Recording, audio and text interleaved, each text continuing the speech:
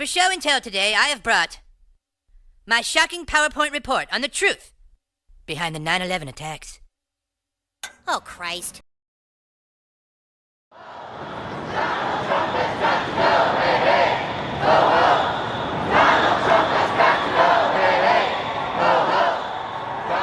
So I was watching a video about how millennials have been radicalized by 9/11, and while I believe I've seen probably every public footage of 9/11 that's available publicly, and I challenge anyone on that. I mean, I've dove deep into this. It's a weird fascination of mine. As far as radicalizing me, I would say it had little to no effect on my beliefs because it was sort of my reality growing up. And so I thought to myself, okay, well, what did sort of radicalize? What did set me on the trajectory that I'm on today? And immediately the answer was clear. This man.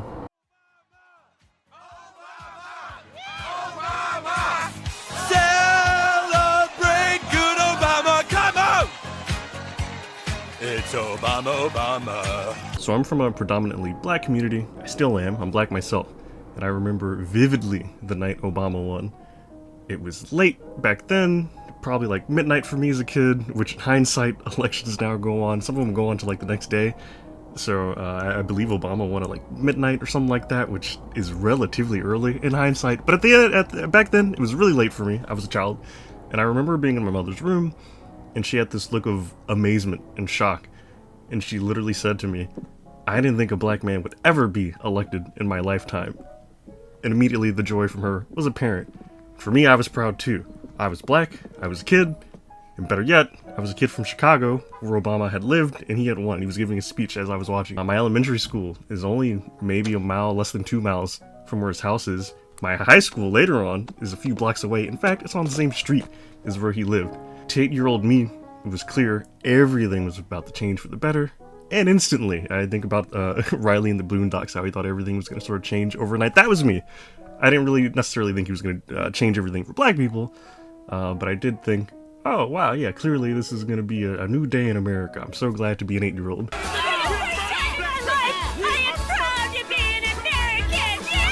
And then I came to school the next day, and I remember thinking, hey, where's the parade? Where's the pizza party? I thought we were going to have like a week off of just celebrating and not doing too much. And to my surprise, back then, and even to this day in hindsight, not a single person mentioned it. We just sort of carried on business as usual. Now I get a pizza party, and parade was an absurd expectation for an 8-year-old, but little did I know that business as usual would be the name of the game for the Obama admin. Now, while I shared my mother's enjoyment for personal identity reasons, I couldn't have possibly known the historical context behind why she would be so ecstatic about a black man as president. My reality was taken for granted. The only thing I knew was a long time ago, Malcolm X was kind of mean but hated racism, Rosa Parks didn't get off a bus, and MLK had a dream, and thus racism ended forever. The end. That's what I was taught. With what I know now, and seeing clips of Obama from this era, I absolutely would have been an Obama voter had I been the right age. At least in 2008. I'm pretty confident by 2012 I would have peeped game and had a change of heart, but who really knows, right? I'm just guessing here. Now, I can outline in depth how the Obama administration were really right-wing war hawks and fiscally conservative, but for my 8 to 12-year-old self, I was unaware of any of that. I heard about Occupy Wall Street and the 1%. My middle school friend group even called ourselves the 0% as a sort of like angsty, we're the outsiders type of thing. But did I actually know the issue at hand? Not really, not until much later. Today I can tell you that Obama inherited a recession, which is not on him, but a strategy to deal with it was to bail out the people who caused it in the first place, while leaving American citizens who got burnt left to dry. And we wonder why Republican voters weren't swayed by Obama, more than in a future video. But back then, I was more concerned about typical things that middle school boys are concerned about. That's girls and video games, and whether or not Naruto would become the next Hokage. It really wasn't until my sophomore year of high school that my ideological trajectory truly started to form, both in religion, which again I'll talk about in a future video, and politics. By the time I was in high school, I noticed something. It had been about 5 years since he had been elected, and my life and my parents' life had not fundamentally changed. It didn't get worse, that would be a lie. But it wasn't noticeably different under Obama than it was the last president, who we called a war criminal. Rightly so, by the way. Dick Cheney is basically the equivalent of Darth Vader. And then I noticed, hey, wait a minute.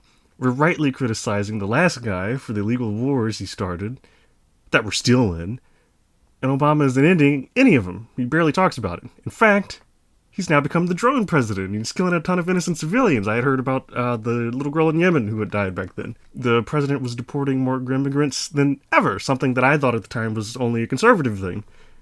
He even earned the title of deporter-in-chief. He was putting kids in cages. And at this point, I had actually learned what Occupy Wall Street was, and that for me was probably my final straw. Corruption was and still is my biggest issue. I think it affects all other issues. Almost overnight I realized, oh, this guy's BS. He sold us a false bill of goods. I think that's most evident in his infamous Flint water speech, where he cringily pretends to drink the Flint water, proclaiming it to be safe and no longer poison. Looking at it still makes my skin crawl. Thank you for caring for us, Obama. Flint's recovery is everybody's responsibility. And I'm going to make sure that responsibility is met. That's why I'm here. To tell you directly that I see you and I hear you.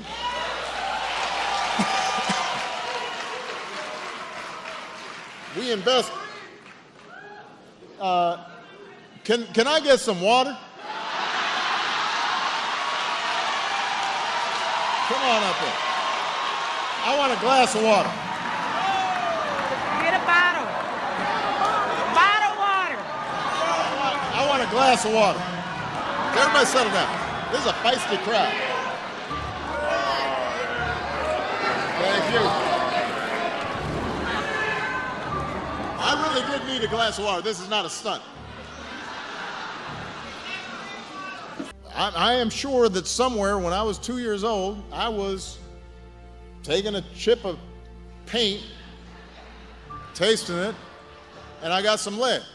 Yeah, that's like talking about like, well, I didn't wear a seatbelt and I'm fine. It's like, but there were tons of people that died. Backstage, the president, sitting at the table with the criminal governor, decided to perform his stunt all over again. You know, generally I have not been doing stunts here, but, you know. I don't know. I just don't. I don't know. But I don't know why. I don't know why anybody would have advised him to do that, and I don't know why he would do it. And to the average person, then the Democrats don't look like the people who are going to come to the rescue. Right. Now, I think what struck me the most, and maybe what frustrated me the most, was the people around me who had voted for him. They didn't really react at all. They barely talked about him. Nobody seems to notice. Nobody seems to care. You sort of have to understand that the black community, Obama is, and in many cases still is, untouchable. He can do no wrong. He's like Jesus. Or sort of like Trump in the MAGA cult. If you heard anything about Obama, it was solely staunch defenses. Well, he bailed out Wall Street. No, he made the best decision he could in the moment to save our economy. Okay, well, it's great that 10 million Americans began to receive health care, but he started the conversation at the middle ground. He gave us a conservative created health care plan. How was that right-wing? Republicans hate it. Besides, Medicare for all is unrealistic and never would have passed. The same people are amazed now that Trump is getting done exactly what he'd say he'd do. It's almost like the president has a lot of power, and if he truly believes in something, rest assured, he'll get it done.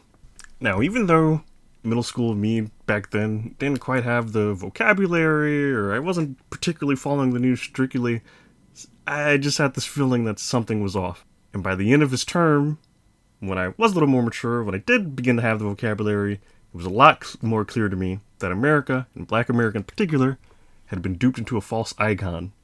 He appeared good on the surface, an intellectual who was unapologetically black, but re-engineered the black image to be more fitting of polite society, an image we're still clinging to today. But behind the BS was another protector of the status quo. The rich get richer, you shut the fuck up and vote blue no matter who. What about people who say you're only interested in the Middle East for oil?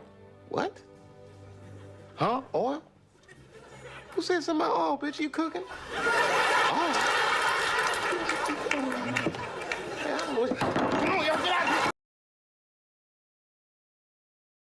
By the time his presidency was over, I sort of had cemented my new belief. That image isn't everything. at least in my personal values. By the time we got 2 turns of Trump, I realized, oh, image is everything for a lot of people. Confidence, a good smile, charisma, and intellectual rhetoric can take you a long way, but it has nothing to do with action or policy, the things that actually improve your life. You know, policy, the thing a politician should do. You can polish a turd, but it's still a turd, you know? And thinking back on it, I'm not even frustrated. Really, it's more of a feeling of betrayal. I feel cheated. Obama had a mandate that we had not seen since Reagan. He could have issued in a new era of politics that swung in the people's favor. Instead, he gave the people some crumbs, called it a dessert, and gaslit the rest of us into thinking an apple pie was just that, pie in the sky. He passed the buck to Trump, who very well may issue in a new era of politics, except this time, it ain't for the masses' best interest. Just in 2 terms of Obama presidency, I had realized, oh, I'm not really a Democrat. I'm certainly not a Republican. But that wasn't true for most of the administration. For most of the Obama administration, I still believed in the Democratic Party, but that Obama was uniquely corrupted. It wasn't until years later that I realized that Democrats since Carter had been on a neoliberal conservative trajectory, and that Obama and Biden were at the heights of this conservatism. In the next video, we're going to explore my awakening, and hopefully some of it resonates with a lot of you. It's going to talk about how I went from an uninformed, angsty lib to a more aware, slightly more informed social democrat. Social democrat being someone who's for the reform of capitalism. This ideology is where I would remain until I started learning history and reading books many years later.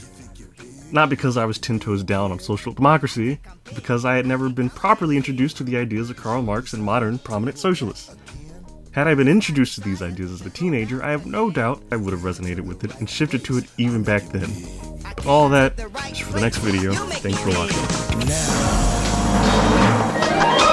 What's this, what's this, what's this? A trick with a twist. Somebody do something, call somebody and make it quick. I'm sorry, I lied. Just wanted to guide everybody through this and go with a ride. Pull the lever.